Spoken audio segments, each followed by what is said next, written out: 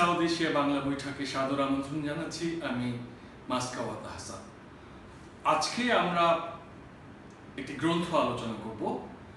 গ্রন্থের নাম development aid in stable democracy and fragile states.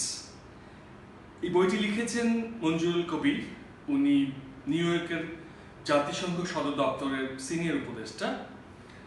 এর আগে জাতিসংঘের অধীনে উনি নারী উন্নয়ন বিষয়ে যে বিভাগ রয়েছে তার প্রধান হিসেবে কাজ করেছেন এশিয়া প্রশান্ত মহাসাগরীয় অঞ্চলে, এশিয়ায়। ওনার এই যে কাজের অভিজ্ঞতা, এই অভিজ্ঞতার আলোকে বইও লিখেছেন। একটা কথা জানিয়ে রাখা দরকার যে উনি ঢাকা বিশ্ববিদ্যালয়ের একজন খুব খ্যাতিমান বিতার্কিকও ছিলেন। আজকে আমরা এই গ্রন্থটি নিয়ে আলোচনা করব, কেননা সাধারণত একাডেমিক টেবিলে যে আলোচনা হয় সেখানে ঠিক ওই ধরুন সরজমিন অভিজ্ঞতার আলোকে লেখা গ্রন্থের সংখ্যা খুব কম।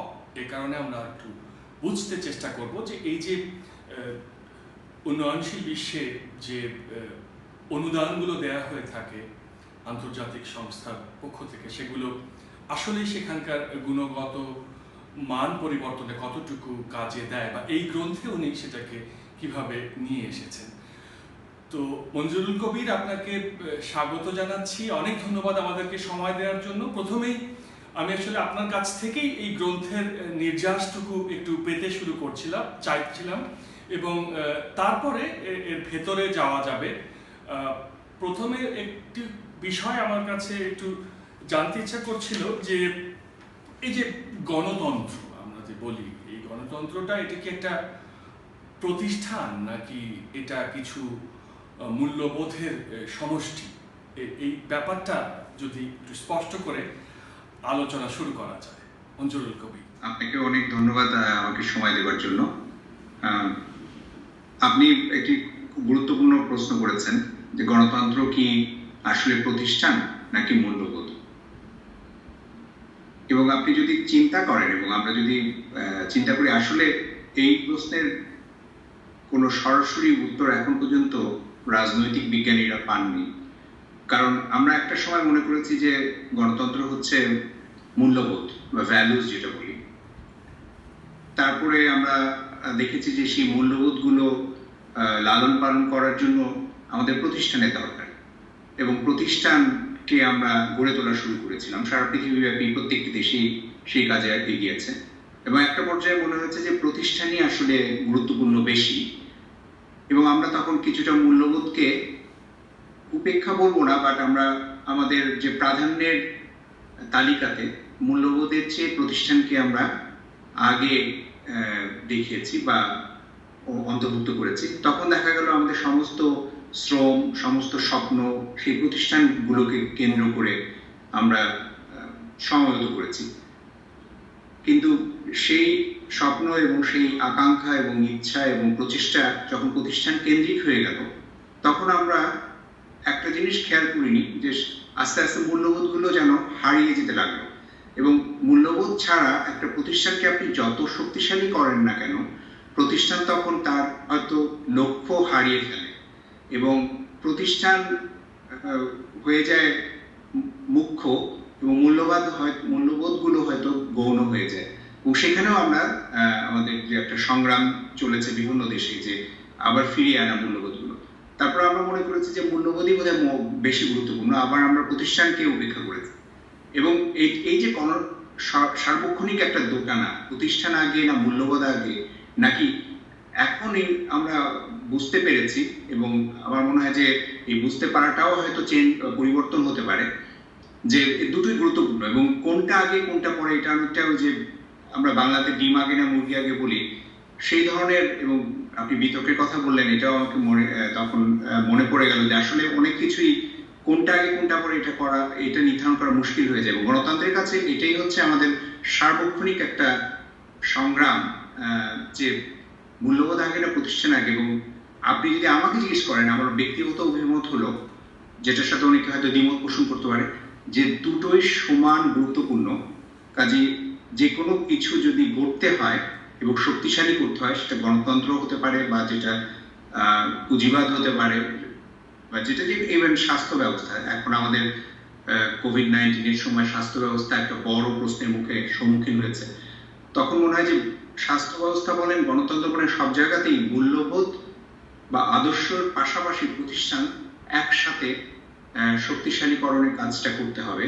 একটা আগে একটা পরে করলে তখন দেখা যায় যে হয়তো আমরা প্রতিষ্ঠান হারাচ্ছি, মূল্যবোধ শক্তিশালী হচ্ছে কিন্তু সেটা টিকে থাকছে না, কারণ প্রতিষ্ঠান নেই। আবার অনেক সময় আমরা প্রতিষ্ঠান খুব শক্তিশালী হয়ে গিয়েছে, মূল্যবোধ চাপা পড়ে গেছে সেই শক্ত কংক্রিটের নিচে।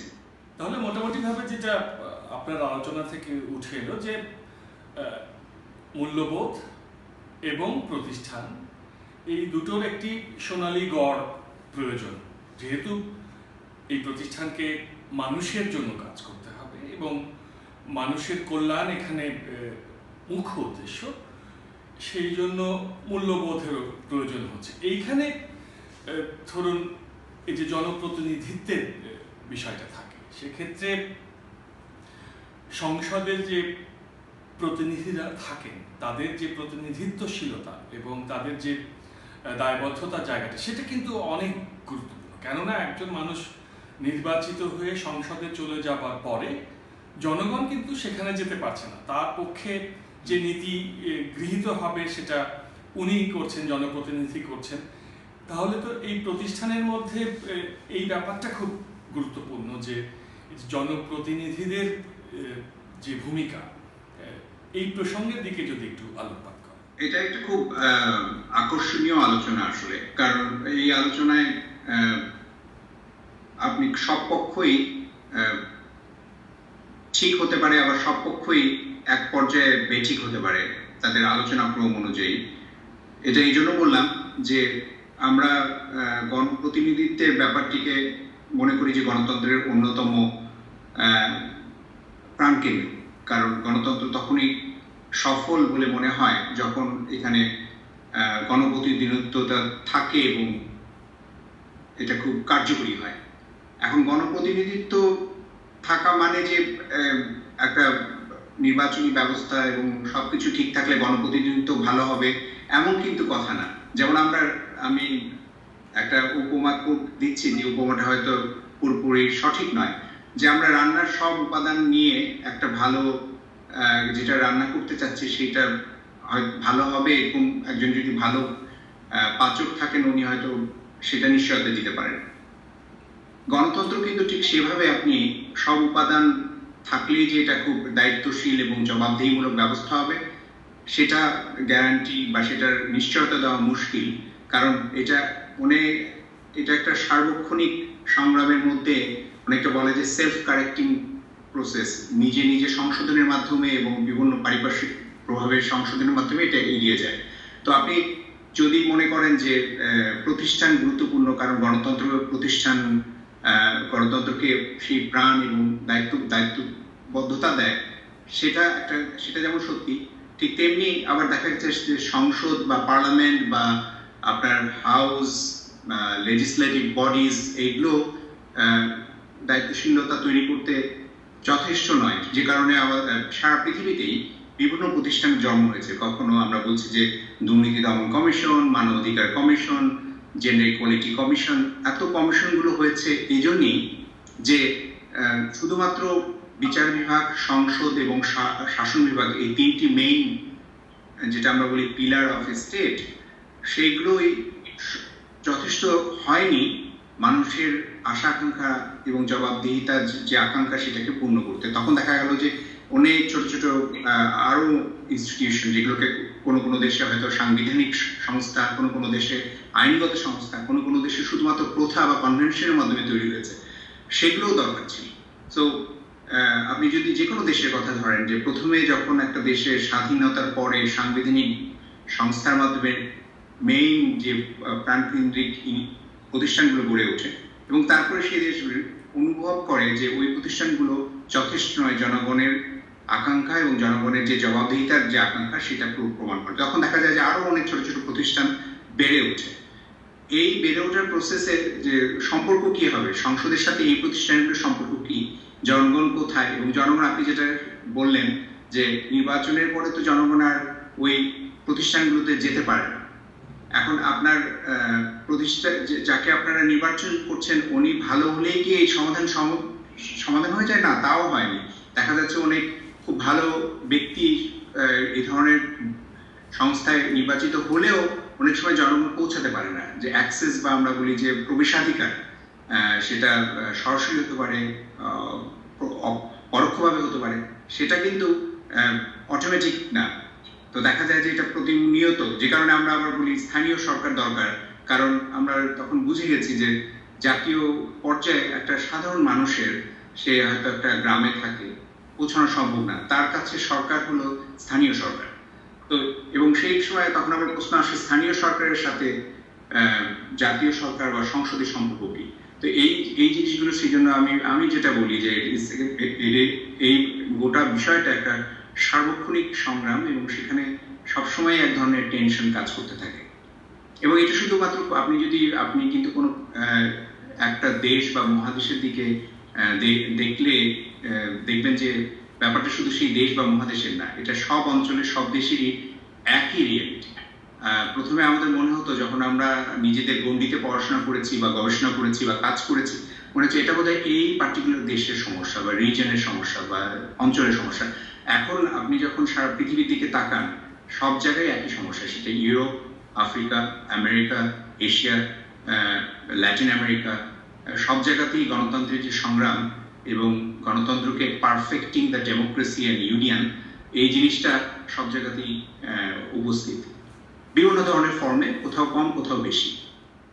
একটি গণতান্ত্রিক রাষ্ট্রের সবচেয়ে গুরুত্বপূর্ণ যেটা আজকালকার অভিজ্ঞতা মনে হয়, সেটা হচ্ছে যে মানুষ সামাজিক সুবিচারটা চায়, তারা ন্যায় বিচার চায়, আইনের শাসন চায়। এখন এই যে আইনের শাসন কথাটা আমরা বলি, এই যে আইনের সুযোগ সুবিধাগুলো, আইন যে রক্ষা কবচ দিচ্ছে, এটা খুব বেশি মনে হয় না যে প্রত্যেকটা মানুষের জন্য সুফল নিয়ে আসতে পারছে। এই একটা সমতল ভূমি দরকার, যেখানে একজন মানুষের অর্থনৈতিক অবস্থা যাই হোক না কেন, সে ক্ষমতা কাঠামোর কেন্দ্রেই থাকুক আর প্রান্তেই থাকুক না কেন, মানে আইনের চোখে বৈষম্য থাকার কোনো প্রয়োজন নেই। এই কথাটা সংবিধানে বলা আছে, এই কথাটা প্রায়শ আলোচিত হয়, কিন্তু সেটা অনেকটা পটে আঁকা ছবির মতো। আপনার কি মনে হয় যে এই জায়গাটিতে এই গণতন্ত্রের সংকটটা কি খুব ঘনীভূত নয়? অনেক ধন্যবাদ। এটা এমন একটা প্রশ্ন যেটা আমরা আমাদের সার্বক্ষণিক একটা নিজেদেরকে মনে করে দেওয়ার মতো, কারণ আপনি আইনের শাসনের কথা বললেন, বা রুল অফ ল যেটা আমরা বলা হয়, যেটা আবার গণতন্ত্রের অন্যতম অনেক সময় বলা হয় যে পূর্ব শর্ত। আমি পূর্ব শর্ত শব্দটা সবসময় ব্যবহার করতে মনে করি না যেটা সঠিক, কারণ কোনো সময় এটা পূর্ব শর্ত, কোনো সময় এটা পরবর্তী শর্ত, কোনো সময় এটা সবসময় প্রয়োজনের মনে হয় আইনের শাসন। কিন্তু এটা একটা খুব মজার বিষয় কি মাসুদ ভাই, যে আইনের শাসন যেমন আমরা আমাদের এক ধরনের স্বপ্ন থাকে, আকাঙ্ক্ষা থাকে, যদিও সেটা আপনি যেটা বললেন অনেক সময় বাস্তবিক না, যে আইনের চোখে সবাই সমান, কিন্তু আসলে তো আমরা সবাই সমান না। আমরা মানুষ হিসাবেও তো আমাদের মধ্যে বিভিন্ন ভেদাভেদ, ভিন্নতা আছে। ধরেন একটা মানুষ যে খুব একটা গ্রামীণ জনপদে উনি থাকেন, আর একটা মানুষ একদম রাজধানীতে থাকেন, আমরা যে প্রবেশাধিকারের কথা বললাম, সেটা শুধুমাত্র আপনি কোথায় থাকছেন সেটার ভিত্তিতেই কিন্তু ভিন্ন হয়ে যাবে, কারণ আপনার জিওগ্রাফিক বা ভূখণ্ডগত দূরত্ব, যদিও এখন আমরা বলি যে এখন আমরা সবসময় সংযুক্ত অন্তর্জালের কারণে, কিন্তু সেই সংযুক্তি তো আসলে সমান না। আপনি যদি ধনী হন তাহলে আপনার এক ধরনের সুবিধা থাকে, আপনি যদি বিত্তবান না হন তাহলে আপনার প্রযুক্তির যে আপনি ব্যবহার করার সক্ষমতা সেটাও অন্যরকম হয়ে যায় এবং ডিফারেন্ট হয়ে যায়। তো যে কারণে আপনি যে বড় প্রশ্নটা করেছেন যে আইনের চোখে সবাই সমান, এটার আসলে কি বিদ্যমান কিনা, এটা তো একটা অবশ্যই খুব মৌলিক প্রশ্ন। আবার আপনি যদি আরেক দিক থেকে দেখেন যে আইন সবার জন্য সমান হলেও আইনকে অবশ্যই এটাও নিশ্চিত করতে হবে যে সবাই, ওই যে আপনি যে সমতল ভূমির কথা বললেন, সেই সমতল ভূমিতে সবাই পৌঁছতে পেরেছে কিনা। কারণ আমাদের ভূখণ্ডের সবাই কিন্তু সমতল ভূমিতে পৌঁছতে পারে না। কেউ হয়তো তাদের কোনো ডিসএবিলিটি থাকতে পারে, কেউ হয়তো জাস্ট বিকজ তারা মহিলা সে কারণে হতে পারে, কেউ হয়তো কোনো পার্টিকুলার ইন্ডিজিনাস গ্রুপ থেকে এসেছে সে কারণে হতে পারে, কেউ হয়তো কোনো পার্টিকুলার যেটা আমরা বলি মাইনরিটি কমিউনিটিজের হতে পারে, কেউ হয়তো হতে পারে এলজিবিটিআই কিউ কমিউনিটি থেকে আসছেন। তো যে কারণে, এবং তাদের প্রত্যেকটা এই যে গ্রুপগুলো আমি বললাম, এবং এই গ্রুপগুলো তো আমি সব গ্রুপের নাম বলিনি, প্রত্যেকেরই কিন্তু নিজস্ব সমস্যা এবং নিজস্ব যে একটা কঠিন সমস্যার মধ্যে তারা যান, সেই সমস্যাগুলো আইনকে বুঝতে হবে। সো আপনি যদি এক্সপেক্ট করেন যে আদালতে একজন যিনি যার শারীরিক অক্ষমতা রয়েছেন, যিনি একজন শারীরিক সক্ষমতা স্বাভাবিক মানুষের মতোই আদালতের কাঠগড়ায় দাঁড়াবেন, অথবা যিনি হয়তো যার হিয়ারিং এর অসুবিধা আছে, যিনি দেখতে পাচ্ছেন না, তাদের মতো আদালতের সবকিছু তারা বুঝতে পারবেন, সেই ইকুয়াল ফুটিং বা সমান সমতল ভূমির যেটা কথা বললেন, আমি একটা দিকের উদাহরণ দিচ্ছি, এরকম বহু উদাহরণ দেওয়া যায়, সেটা তৈরি করার দায়িত্ব রাষ্ট্রের। তারপরে আপনি আইন চোখে সবাই সমান এই প্রিন্সিপালটা বা এই আদর্শটা বাস্তবায়ন করতে পারবেন। কিন্তু দুঃখজনক হচ্ছে পৃথিবীর সব দেশেই, পৃথিবীর সব জায়গাতেই এটা একটা চ্যালেঞ্জ, সব সরকারই এটা অর্জন করার জন্য চেষ্টা করছে। কোথাও সাফল্য বেশি, কোথাও সাফল্য কম, আবার যেখানে সাফল্য বেশি সেখানেও পরে আবার নতুন সংকট তৈরি হচ্ছে অর্থনৈতিক সংকটের কারণে। এখন যেমন আমরা দেখছি যে কোভিড-19 এর কারণে যে সারা বিশ্বে মহামারীর যে সমস্যা, এটা অর্থনৈতিক সমস্যায় পর্যবেসিত হচ্ছে। ফলে সোশ্যাল জাস্টিস যে কথাটা আপনি বললেন, যেটা অত্যন্ত গুরুত্বপূর্ণ, সামাজিক ন্যায় বিচার, সেই সামাজিক ন্যায় বিচার কিন্তু নির্ভর করে একটা রাষ্ট্র কতটা বিনিয়োগ করতে পারে সামাজিক ন্যায় বিচারের জন্য। কারণ সামাজিক ন্যায় বিচার is not, it has a price tag, right? এটার মূল্য আছে। তো আপনি মূল্যের জন্য সরকারকে বা রাষ্ট্রকে বিনিয়োগ করতে হবে, কিন্তু বিনিয়োগের পরিমাণটা কমে যায় যখন আপনার অন্য মহামারীর সমস্যা থাকে, যেখানে তখন সরকার, সব দেশের সরকারকে এখন তাদের বিনিয়োগের পরিমাণ বাড়াতে হচ্ছে স্বাস্থ্য বিভাগে, যেটা ঐতিহাসিকভাবে অনেক দুর্বলতার শিকার হয়তো এখন আমরা আরো বুঝতে পারছি।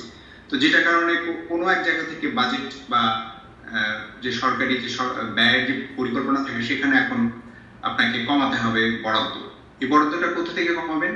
দেখা যাচ্ছে যে হয়তো সোশ্যাল সেক্টর বা সামাজিক খাতে রাষ্ট্রের যে বরাদ্দ থাকে, সেখানে হয়তো বরাদ্দ কমে এখন স্বাস্থ্য খাতে যাচ্ছে। কিন্তু মানে জিনিসটা এমন ইন্টারকানেক্টেড বা পারস্পরিক সম্পর্কিত যে আপনি এক জায়গা থেকে বরাদ্দ কমায় অন্য জায়গায় বেরোলে, বৃদ্ধি করলেই যে সমস্যার সমাধান হবে তা না। যেখান থেকে আপনি কমাচ্ছেন সেখানে আবার নতুন সংকট তৈরি হবে। এবং সে কারণে আইনের চোখে সবাই সমান, এটা আমার কাছে যতটা না আইনগত মূল্যবোধ বা প্রিন্সিপাল, তার চেয়ে বেশি আমার কাছে মনে হয় যে এটা একটা সামাজিক প্রিন্সিপাল। এবং আমাদের সমস্যা এতদিন ধরে যে আমরা রুল অফ লটাকে খুব বেশি আইনগতভাবে বিচার করেছি, কিন্তু আসলে সময় এসেছে রুল অফ লটাকে বা আইনের শাসনকে দেখা সামাজিক ন্যায় বিচারের প্রেক্ষিতে। যে কথাটা আপনি উদাহরণটা দিলেন যে সমতল ভূমি, আমরা কতটা রাষ্ট্র হিসেবে, সরকার হিসেবে সবাইকে কতটা সমতল ভূমিতে আনতে পেরেছি, সেটাই আসলে আমাদের বিবেচনা হওয়া উচিত। আপনার সরজমিন অভিজ্ঞতার আলোকে যেহেতু এই গ্রন্থটি লিখেছেন, এখানে একটা খুব ইন্টারেস্টিং ব্যাপার আমাদের চোখে পড়ে গেল যে আগে মনে করা হতো বিভিন্ন আলাপ আলোচনায় যে কতগুলো দেশ যেন গণতন্ত্রের স্বর্গ হয়ে গেছে বা কতগুলো যেন নরক হয়ে গেছে, কিন্তু আপনার আলোচনায় যেটা দেখা যাচ্ছে যে আপনি দেশে দেশে কাজ করতে গিয়ে যেটা দেখেছেন যে এই গণতন্ত্র প্রতিষ্ঠানের মধ্যে এবং গণতান্ত্রিক মূল্যবোধের মধ্যে কিছু কিছু ত্রুটি বিচ্যুতি রয়ে গেছে, এবং স্বাভাবিকভাবেই আপনার কাছে মনে হয়েছে যে সময়ের সঙ্গে সঙ্গে কিছু অভিযোজন দরকার আছে প্রতিষ্ঠানেও মূল্যবোধের ক্ষেত্রে। তো আমাদের আজকের আলোচনার শেষে, আপাতত আজকের আলোচনার শেষে বলছি, কেননা ভবিষ্যতে আরো সংলাপের আশা রাখি, আপনি যদি একটুখানি অনুসিদ্ধান্ত টানেন যে গণতন্ত্রকে কতটুকু অভিযোজন করা যায়, বা এটাকে সামগ্রিকভাবে কিভাবে দেখা যায় যে শুধু মূল্যবোধ নাকি প্রতিষ্ঠান, এটা নাকি ওটা, এই না করে কোন দিকে এগোনো যায়? কেননা এখনকার গণতন্ত্র কিন্তু খুব বেশি যে সুফল দিতে পারছে এমন প্রতিক্রিয়া আপনি জনমানুষের কাছে পাবেন না। মঞ্জুরুল কবির। আমি যেটা বলবো, মানে যেটা বলি যে ভবিষ্যতের দিকে তাকিয়ে আর কিছু করা যায় কিনা, যেটা আমি বিভিন্ন দেশে, আপনি যেটুকু বললেন যে ছোট বড় দ্বীপরাষ্ট্র, Africa, Latin America, Europe, Asia, Pacific বা প্রশান্ত মহাসাগরীয় দ্বীপপুঞ্জ, বিভিন্ন জায়গায় আমার গত প্রায় 18 বছর কাজ করার সৌভাগ্য হয়েছে।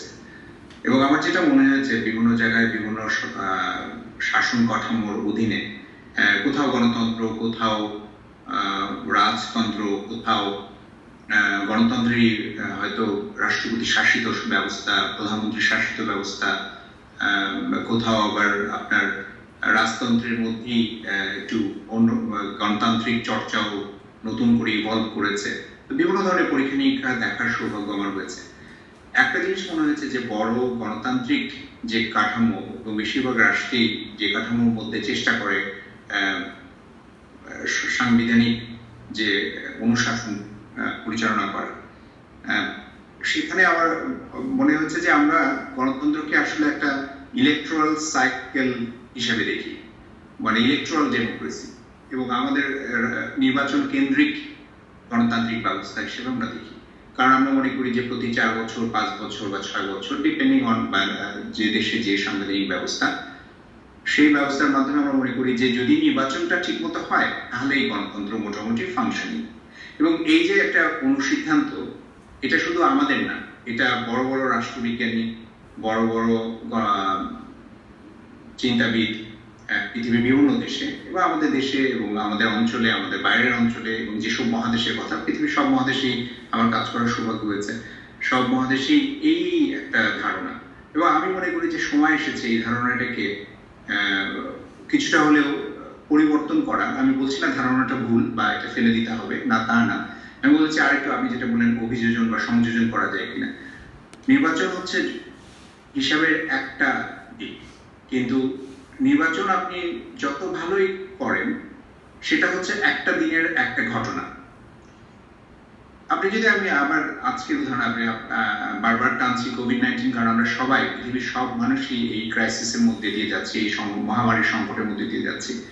তো আপনার নির্বাচন ভালো হতে পারে, কিন্তু আপনি যদি আজকে জনগণের দোরগোড়ায় স্বাস্থ্যসেবা পৌঁছায় দিতে না পারেন, তাহলে মানুষের কাছে নির্বাচন বা গণতন্ত্র অর্থহীন হয়ে যাবে।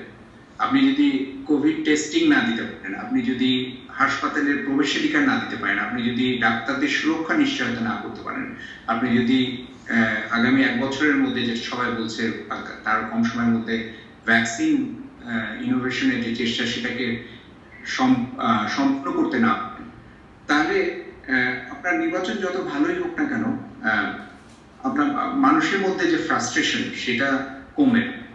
এটা হয়তো আপনি বলতে পারেন যে আপনি একটা উদাহরণ দিচ্ছেন, যে উদাহরণটা ওয়ান্স ইন এ ওয়াইল বা 100 বছরের মধ্যে একটা হয়েছে, আপনি সেটা পারফেক্ট উদাহরণ হতে পারে না। আই টেক ইউর পয়েন্ট, কিন্তু আপনি যদি শুধু এই উদাহরণ বাদ দিয়ে আপনি একটা সংঘাতের উদাহরণ নেন, আপনি একটা ঘূর্ণিঝড়ের উদাহরণ নেন, যে কোনো ক্রাইসিসে আমরা কি মানুষের যে ফাস্ট রেসপন্ড করতে পারছি না। সো আমরা অভিযোজনের দিক দিয়ে আপনি যেটা বলেছেন, যে আমাদেরকে আসলে এই মানসিকতাতে বেরিয়ে আসতে হবে যে আমাদের সমস্ত চিন্তা ভাবনা সবকিছু আমরা কিভাবে নির্বাচন ব্যবস্থাকে ভালো করা যায় সেদিকে দিয়েছি, এবং এটা অত্যন্ত গুরুত্বপূর্ণ।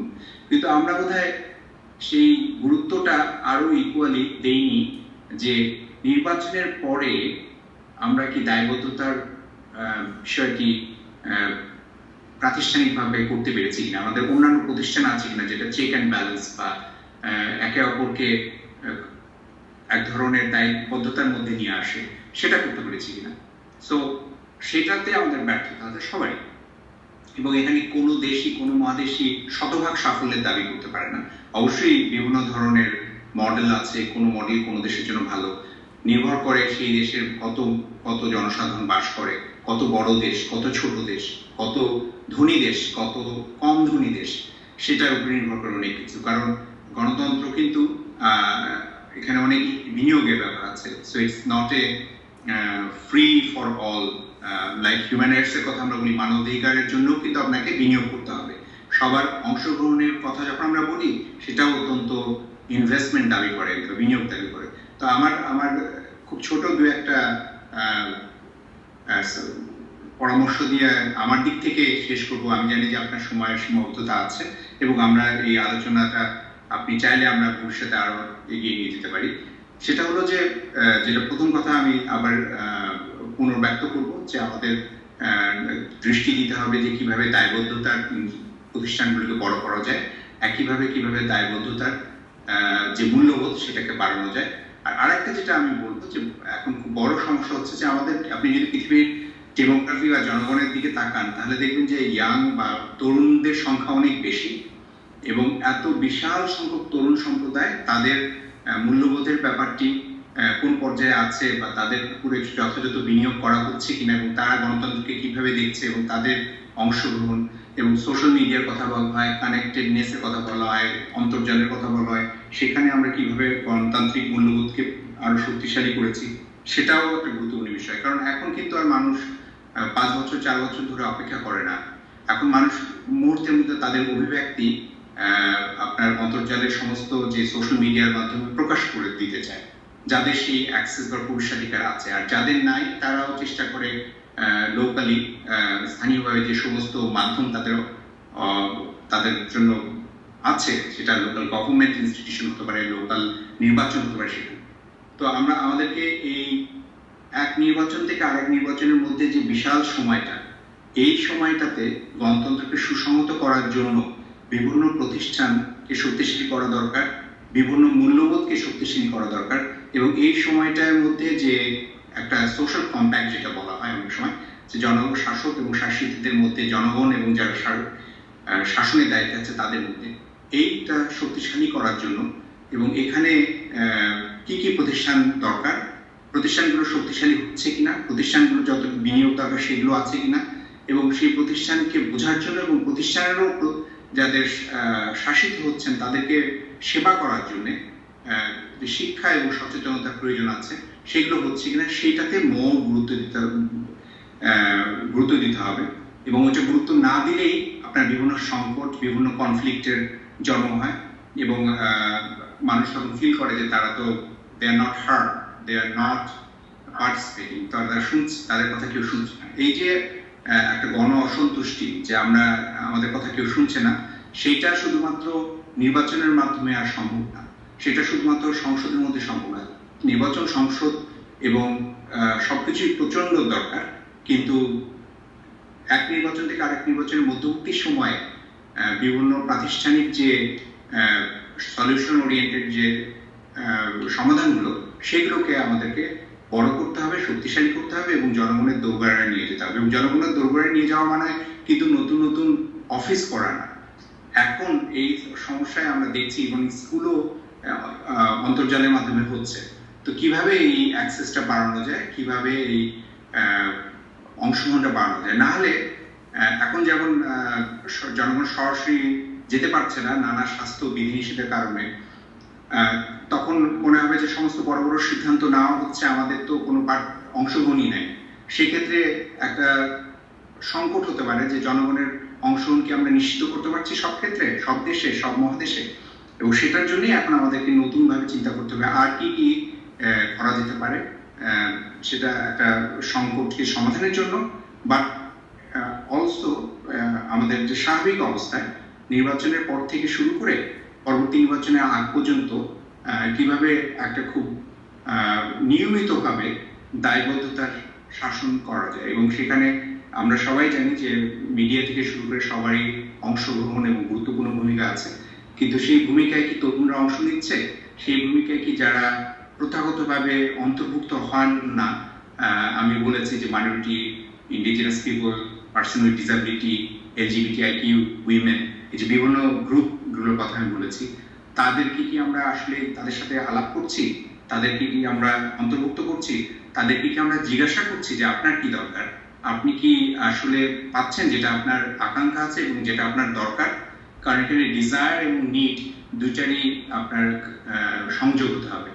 আমার মনে হয় যে আমাদের গণতন্ত্রের এখন যে সংকট সেটা হচ্ছে যে আমাদের যে আকাঙ্ক্ষা এবং আমাদের যে দরকার সেই সংযোগ ঘটানোর জন্য যে প্রচেষ্টা দরকার সেই প্রচেষ্টাটা এখনো আরো বেশি জোরদার করা দরকার। আমরা এতক্ষণ রাষ্ট্রবিজ্ঞানী মঞ্জুরুল কবিরের সঙ্গে কথা বলছিলাম এবং উনার আলোচনা থেকে কিন্তু একটা বিষয় মোটামুটিভাবে পরিষ্কার হয়ে গেল যে আমরা এই যে রাষ্ট্র, গণতন্ত্র, এই প্রতিষ্ঠান, এর মূল্যবোধ, মানবাধিকার, এই ব্যাপারগুলোকে যতটা তাত্ত্বিক ভেবেছিলাম তা কিন্তু নয়। বিশেষ করে এই করোনাকালে এসে কিন্তু আমরা বুঝতে পারছি যে আসলে এই জায়গাগুলো আমাদেরকে সবাইকেই বুঝতে হবে। তা না হলে আমরা ঠিক যেরকমটা চাচ্ছি একটি রাষ্ট্রকে জনকল্যাণমুখী প্রতিষ্ঠান হিসেবে তা আমরা পাবো না। তো আজকে আপনাদের সবাইকে অনেক ধন্যবাদ আমাদের সঙ্গে থাকার জন্য। আর আমরা আশা করছি মঞ্জুরুল কবিরের সঙ্গে আমাদের এই সংলাপ দীর্ঘায়িত হবে, আবারও উনি আমাদের সঙ্গে কথা বলবেন নিশ্চয়ই।